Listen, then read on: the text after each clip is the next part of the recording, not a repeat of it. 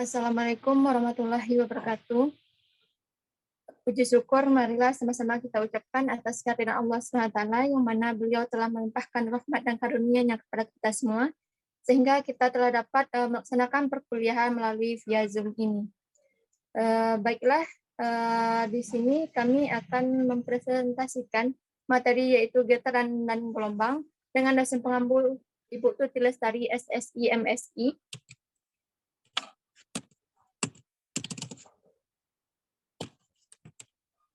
Kami dari kelompok 6 yang beranggotakan yang pertama saya sendiri, Aulia Dewi dengan NIM 21231050 dan rekan saya yang bernama Fahri Raza dengan NIM 21231058. Adapun pokok bahasan yang akan kami bahas pada pertemuan kali ini yang pertama yaitu konsep getaran, yang kedua yaitu konsep gelombang. Untuk konsep getaran akan dijelaskan oleh Fahri Raza. Kepada Fahri dipersilahkan.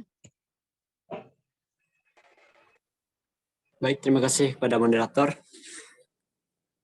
Perkenalkan, nama saya Fakri Raza. Saya akan menjelaskan tentang konsep getaran. Next.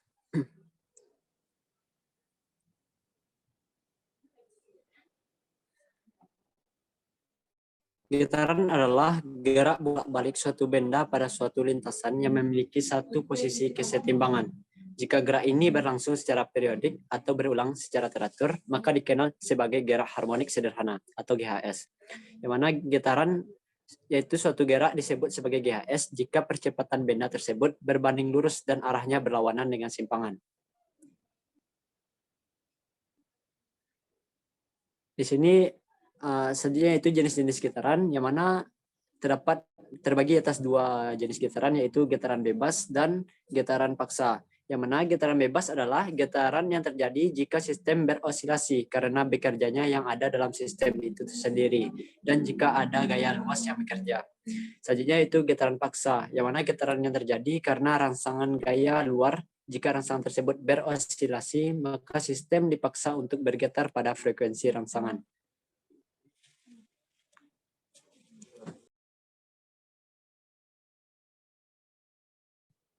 Selanjutnya itu besaran-besaran dalam GHS, yang mana waktu yang dibutuhkan benda untuk melakukan satu osilasi penuh disebut sebagai periode atau T. Yang kedua yaitu banyaknya osilasi dalam satu satuan waktu dikenal sebagai frekuensi atau F. Simpangan yang maksimum dari suatu kesetimbangan disebut sebagai amplitudo atau A.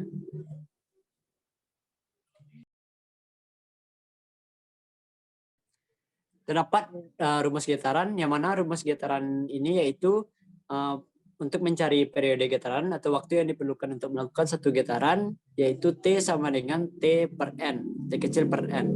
Dan yang kedua yaitu frekuensi getaran, yaitu banyaknya getaran yang terjadi tiap satuan waktu, yang mana rumusnya yaitu F sama dengan N per T kecil.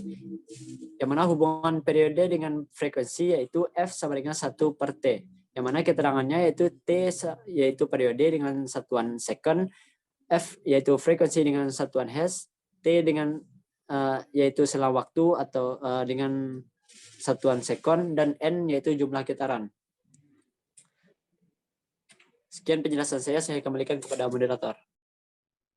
Baik, terima kasih atas penjelasan dari Pak Raza. Untuk materi kedua yaitu konsep gelombang akan saya jelaskan sendiri. Pengertian gelombang. Gelombang adalah gangguan berupa getaran yang merambat melalui suatu materi tanpa menyebabkan perubahan yang permanen dari posisi materi tersebut. Materi yang menjadi tempat merambatnya getaran disebut sebagai medium. Saat merambat, gelombang akan mentransfer energi dari satu ke tempat lainnya secara seri dalam bentuk gerakan yang periodik dari materi-materi yang menyusun medium rambatnya.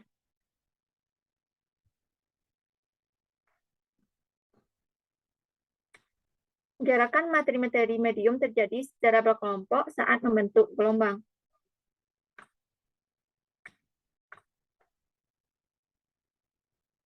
Selanjutnya yaitu jenis-jenis gelombang. Berdasarkan energinya, gelombang dibedakan menjadi dua jenis, yaitu yang pertama gelombang mekanis, yang kedua yaitu gelombang elektromagnetik. Gelombang mekanis merupakan perambatan gelombang mekanis memerlukan medium atau perantara. Contohnya gelombang tali, gelombang air, dan gelombang bunyi.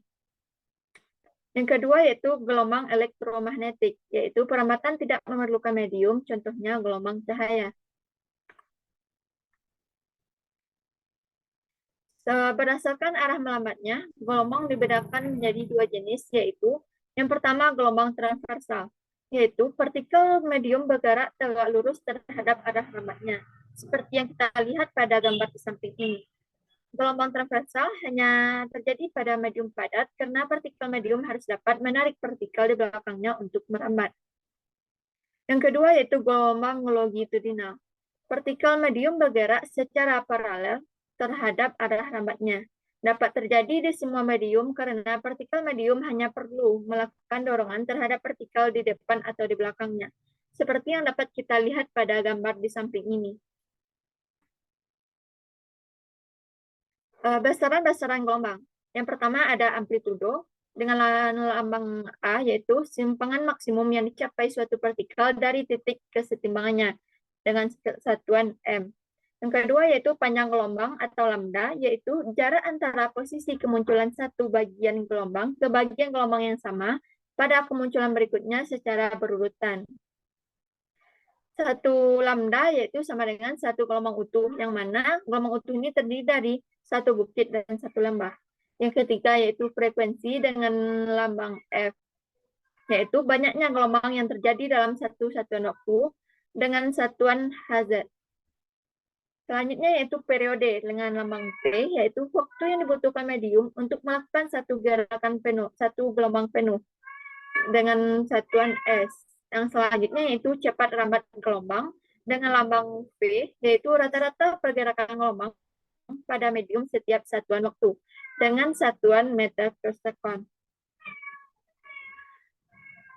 Untuk gambar dari gelombang transversal dapat kita lihat pada slide ini, bahwasanya gelombang transversal itu merupakan yang terdiri dari satu bukit dan satu lembah, yang mana panjang lambda merupakan satu bukit dan satu lembah, dan setengah lambdanya yaitu bisa berupa satu bukit atau satu lembah.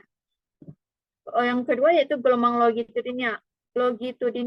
Untuk gelombang longitudinal ini, satu gelombang itu terdiri dari satu renggangan dan satu rapatan. Selanjutnya yaitu hubungan antar besaran. Yang pertama, periode memiliki nilai yang berbanding terbalik dengan frekuensi. Dengan rumus T sama dengan 1 per F atau F sama dengan 1 per T, di mana F sama dengan frekuensi dan T adalah periode. Yang kedua yaitu cepat rambat gelombang, yang merupakan banyaknya gelombang yang terjadi di setiap periode waktu tertentu. Dengan lambang cepat rambat yaitu F sama dengan lambda per T, atau V sama dengan lambda per kali V. Maaf, ada yang salah, saya ulangi. V sama dengan lambda per T, atau V sama dengan lambda kali V kali F. Selanjutnya yaitu pemantulan gelombang. Pemantulan gelombang adalah saat gelombang merambat dari satu medium ke medium lainnya yang berbeda, maka kecepatan rambatnya pun akan berbeda. Ini menyebabkan ada sebagian gelombang yang akan dipantulkan. Banyaknya gelombang yang dipantulkan bergantung pada berapa besar perubahan atau perbedaan kecepatan rambat gelombang pada kedua medium tadi. Semakin besar perbedaannya, maka akan semakin besar gelombang yang akan dipantulkan. Peristiwa pemantulan ini biasanya dimanfaatkan untuk ruang studio dan teater. Selanjutnya yaitu interferensi gelombang. Jika kita lemparkan dua buah batu ke dalam kolam secara bersamaan dalam posisi yang berbeda, maka kita akan mendapatkan dua buah gelombang air yang berbeda, dan keduanya kemudian akan saling tumpang tindih. Peristiwa saling tumpang tindih gelombang atau superposisi ini dikenal dengan istilah interferensi. Superposisi gelombang dapat menyebabkan gelombang yang tumpang tindih menjadi lebih besar, atau sebaliknya, dapat menghilangkan kedua gelombang yang tumpang tindih tadi. Selanjutnya yaitu jenis-jenis interferensi. Yang pertama, interferensi destruktif, yaitu saling melemahkan, terjadi pada saat dua gelombang memiliki fase berbeda, yang mana dapat kita lihat pada gambar di slide ini. Dan yang kedua yaitu interferensi konstruktif, yaitu saling menguatkan, yang terjadi ketika dua gelombang memiliki fase yang sama, yang mana gambarnya di bawah ini. Selanjutnya yaitu resonansi gelombang.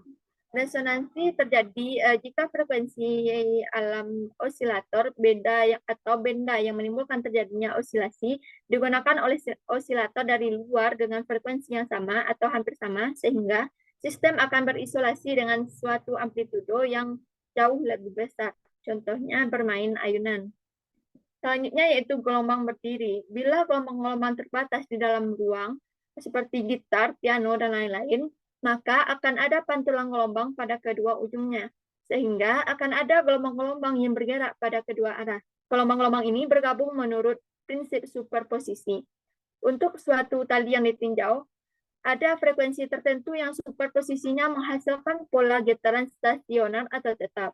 Inilah yang disebut dengan gelombang berdiri. Selanjutnya yaitu pembiasan atau difraksi gelombang. Saat gelombang merambat dari satu medium ke medium lain yang berbeda, maka kecepatan rambatnya pun akan berbeda. Ini sebagian lainnya akan dibiaskan. Saat gelombang memasuki medium yang baru, arah rambat gelombang pun akan mengalami perubahan. Jika gelombang memasuki lubang difraksi, maka gelombang tersebut akan menjadi sumber gelombang yang baru. Semakin kecil lubang difraksi, maka akan semakin jelas atau semakin tinggi frekuensi dari gelombang baru yang terbentuk. Sekian presentasi dari kelompok 6. Jika ada salah kata, salah perbuatan, dan salah tindakan, kami mohon maaf. Saya sudahi dengan Wassalamualaikum warahmatullahi wabarakatuh.